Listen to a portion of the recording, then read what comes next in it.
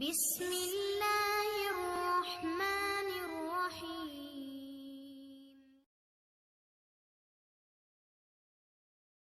সালাম ও শুভেচ্ছা। সমস্ত প্রশংসা আল্লাহর।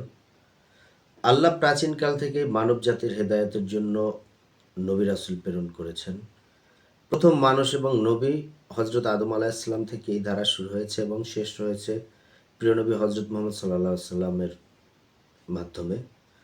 মানব ইতিহাসে একেবারে শুরু থেকে আল্লাহ মানুষকে সত্য ধর্ম দিয়েছেন, যার মূল ছিল তাওহীদ বা আল্লাহর একত্ববাদ।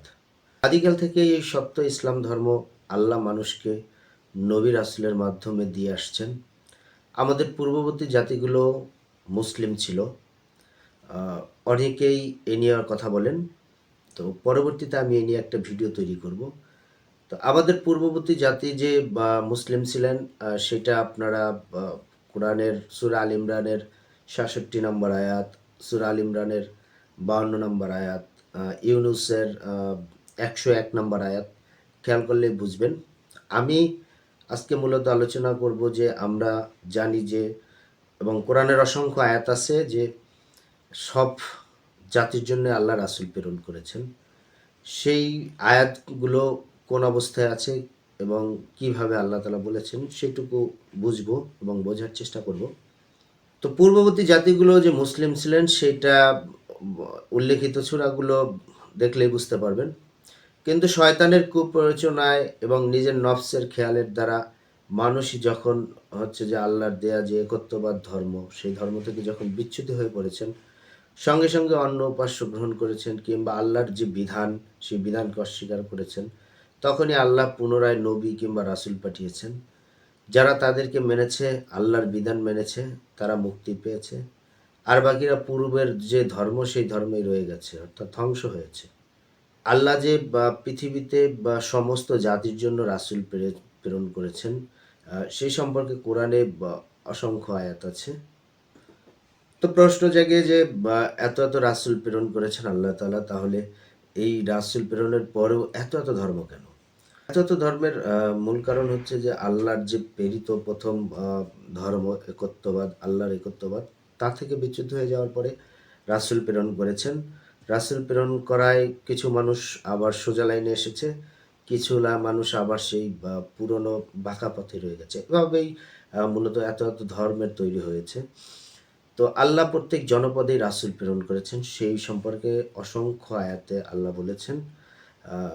প্রত্যেক জনপদেই এবং প্রত্যেক ভাষাভাষীর জন্যই এই যে রাসূল প্রেরণ করেছেন, এই রাসূলদের যে মেসেজ, রাসূলদের যে কথা, সেই কথাগুলোকে আবার তখনকার সময় বা সবসময় এই সমস্ত জাতি প্রথমত মিথ্যা হিসাবেই গ্রহণ করেছে।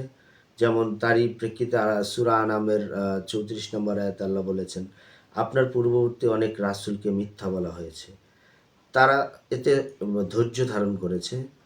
তাদের কাছে আমার সাহায্য পৌঁছা পর্যন্ত তারা নির্যাতিত হয়েছে। আল্লাহর বাণী কেউ পরিবর্তন করতে পারে না। আপনার কাছে রাসূলদের কিছু কাহিনী পৌঁছেছে। কোরআনে অনেক রাসূলদের কিছু কাহিনী আ পৌঁছেছে। এর বাইরেও আরও আ অনেক থাকতে পারে এবং ব্যাখ্যা অনুযায়ী আরও অনেক কাহিনী আছে। কিছু কাহিনী পৌঁছেছে। যাই হোক, যুগে যুগে রাসূল প্রেরণ করেছেন সমস্ত আ জাতির জন্য এবং উম্মতের জন্য, সত্য পথে, ন্যায় পথে পরিচালনার জন্য, আল্লাহর একত্ববাদের জন্য। আল্লাহর একত্ববাদ স্বীকার করা, মেনে চলা, আনুগত্য করা, তারই প্রেক্ষিতে। তো ঠিক একইভাবে রাসূল প্রেরণের যে সুসংবাদ বা সংবাদ কোরআনে আল্লাহ তাআলা দিয়েছেন, কোরআনের অসংখ্য আয়াতে, যেমন সূরা ইউনূসের ৪৭ নম্বর আয়াতে আল্লাহ বলেছেন, আর প্রত্যেক সম্প্রদায়ের একজন রাসূল রয়েছে। প্রত্যেক সম্প্রদায়ের। এরপরে সূরা রাদের ৭ নম্বর আয়াতে আল্লাহ বলেন, প্রত্যেক সম্প্রদায়ের জন্য রয়েছে পথ প্রদর্শক। সূরা রাদের ৩৮ নম্বর আয়াতে বলেন, প্রত্যেক যুগের জন্যই ছিল একটি কিতাব। প্রত্যেক সময়ের জন্য কিতাব রয়েছে। আমাদের জন্য কিতাব হচ্ছে যে আল কোরআন। পূর্ববর্তী জাতিগুলোর প্রতি নবী রাসূল প্রেরণের ব্যাপারে কোরআনে আরও অনেক জায়গায় বলেছেন। সূরা হিজরের ১০ নম্বর আয়াতে আল্লাহ বলেছেন যে, আমি আপনার, অর্থাৎ মুহাম্মদ সাল্লাল্লাহু আলাইহি ওয়াসাল্লামের পূর্বে পূর্ববর্তী সম্প্রদায়ের জন্য রাসূল প্রেরণ করেছি। এরপরে সূরা নাহলের ৩৬ নম্বর আয়াতে আল্লাহ বলেন যে, আমি প্রত্যেক উম্মতের মধ্যেই রাসূল প্রেরণ করেছি এই মর্মে যে, তোমরা আল্লাহর ইবাদত করো এবং তাগুত থেকে নিরাপদ থাকো। তাগুত মানে খারাপ কাজ, অপকর্ম। অতঃপর তাদের মধ্যে কিছু সংখ্যক আল্লাহর হেদায়েত প্রাপ্ত হয়েছে, কিছু সংখ্যকের জন্য বিপদগামিতা অবধারিত। সুতরাং তোমরা পৃথিবীতে ভ্রমণ করো এবং দেখো মিথ্যা আরোপকারীদের কিরূপ পরিণতি হয়েছে। পৃথিবীতে এখনো অনেক নিদর্শন আছে, ইতিহাস বা সিরাত বা অনেক হাদিস গ্রন্থে এগুলো দেখলে আমরা পৃথিবীর ইতিহাসে, ইসলামিক ইতিহাসে সেগুলো দেখি। এছাড়াও কিন্তু যে এই যে নবী বা রাসূল প্রেরণ করা হয়েছে বিভিন্ন জনপদে, বিভিন্ন জায়গায়, সেই সম্পর্কে সূরা আরাফের প্রায় ৫৯ থেকে ১০০ নম্বর আয়াত পর্যন্ত বর্ণনা করা আছে। এর বাইরে আরও অনেক আয়াত আছে, কিন্তু সবচেয়ে বেশি যেই বিষয়টা নিয়ে কথা হয় বা কথা হচ্ছে এখন এই মুহূর্তে, বা অনেক দুষ্ট লোক যে প্রশ্নগুলো তুলছেন, প্রত্যেক জনপদে যদি রাসূল প্রেরণ করা হয়, প্রত্যেক জাতির জন্য যদি রাসূল প্রেরণ করা হয়, তাহলে পৃথিবীতে এমন অনেক জায়গা আছে যেই জায়গাগুলোয় এখন পর্যন্ত সভ্য মানুষের পদাচরণ হয়নি, কিংবা এই মুহূর্তে বা এই বাঙালি জাতির রাসূল কে? এইরকম অনেক প্রশ্ন তোলেন, যাদের মধ্যে এই যে কুচক্রান্তগুলো আছে, সেগুলো বা কোরআনকে যদি আরেকটু গভীরভাবে পর্যালোচনা করা হয়, দেখার চেষ্টা করা হয়, জানার আগ্রহ থাকে, তার জবাবগুলো এই কোরআনেই আছে। এবং তারা অনেক সময় যে কোরআনের সাথে মানে কিছু আয়াতের অমিল খুঁজেন, তারা একটা আয়াতের উদাহরণ দেন। আমি বলার জন্যই বলছি। সূরা সাবার ৪৪ নম্বর আয়াতকে তারা উদাহরণ হিসাবে টানেন, এবং সে আয়াতে কি বলা আছে? আমি পূর্বে এদেরকে কোনো গ্রন্থ দেইনি যা এরা অধ্যয়ন করতে পারে, এবং তোমার পূর্বে এদের নিকট কোনো সতর্ককারীও প্রেরণ করেননি। অনেকেই প্রশ্ন তোলেন যে সব জাতির জন্য যদি রাসূল প্রেরণ করা হয়, তাহলে অনেক মানুষ এখনো আমাদের সভ্য সমাজ থেকে দূরেও আছে। এইসব মানুষের উদাহরণও টানেন। তো আল্লাহ তাআলা কি বলেছেন? আল্লাহ তাআলা সূরা ইব্রাহিমের ৪ নম্বর আয়াতে বলেন যে, আমি প্রত্যেক রাসূলকেই তার স্বজাতির ভাষাভাষী করে পাঠিয়েছি, তাদের নিকট পরিষ্কারভাবে ব্যাখ্যা করার জন্য।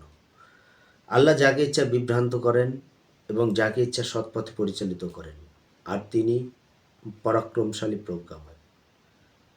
আল্লাহ তাআলা প্রত্যেক জাতির নিজ ভাষায় রাসূল প্রেরণ করেছেন, যাতে আল্লাহর যে মেসেজ আছে, আল্লাহর যে বাণী আছে, সেইটা ব্যাখ্যা করে দিতে পারে।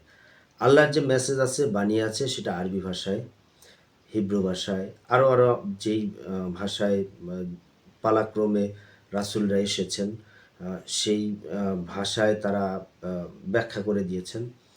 এর বাইরেও যারা হিব্রু ভাষা জানেনি, তাদের কাছেও এই মেসেজগুলো কিন্তু কোনো না কোনোভাবে সেই ভাষাভাষীর মানুষগুলো পৌঁছে দিয়েছিলেন। আরবি ভাষা যারা জানে না, তাদের কাছেও, বা অনারবি যারা ছিলেন, তাদের কাছেও কিন্তু সেই মেসেজগুলো পৌঁছে দেওয়া হয়েছিল। আল্লাহর যে মেসেজ আছে, মূলত সেই মেসেজটা পৌঁছানোটাই হচ্ছে যে রাসূলদের কাজ। রাসূল হচ্ছে বার্তাবাহক। আমরা অনেকেই জানি যে আল্লাহর যে বার্তাটা আছে, আল্লাহর যে মেসেজটা আছে, সেটা পৌঁছে দেওয়া। সেটা আল্লাহ প্রত্যেক স্বজাতির ভাষাভাষীতেই সৃষ্টি করেছেন। এখন যাদের কাছে বা এই মেসেজগুলো পৌঁছায়নি, তাদের জন্য আল্লাহ তাআলা কিছু বলেছেন। আমি সেই আয়াতটা বলার চেষ্টা করছি। ভুল ভ্রান্তিও হতে পারে, কিন্তু আয়াতে যেভাবে আছে আমি সেভাবেই বলছি।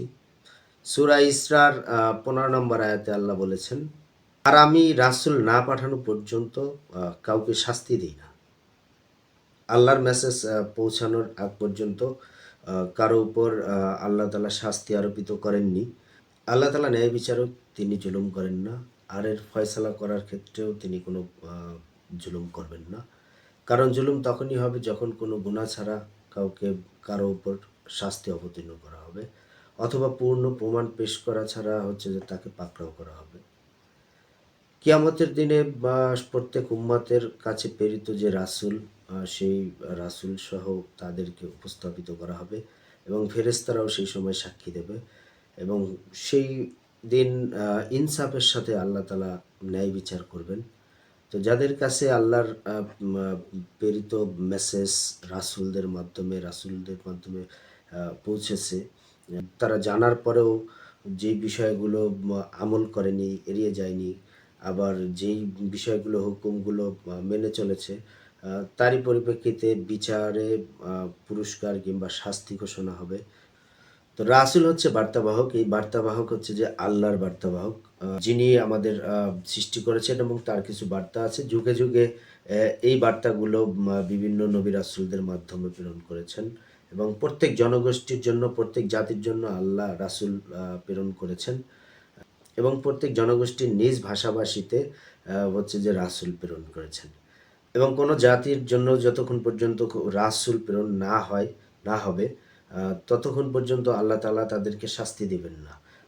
আল্লাহর মেসেজটা, আল্লাহর আদেশ নিষেধটা যতক্ষণ পর্যন্ত তাদের কাছে না পৌঁছাবে, ততক্ষণ পর্যন্ত ও আল্লাহ তাদেরকে শাস্তি দিবেন না। অর্থাৎ তার কাছে তো মেসেজ নেই যে বা হুকুম নেই, তার কি করা উচিত, কি করা উচিত না। সেই তথ্য তার কাছে না পৌঁছালে তার জন্য যেটা বাধ্যতামূলক কিংবা তার জন্য যেটা নিষেধ আছে, সে সেটা না জানলে তার উপর শাস্তি আল্লাহ তাআলা দিবেন না বলেই হয়তো মনে হচ্ছে।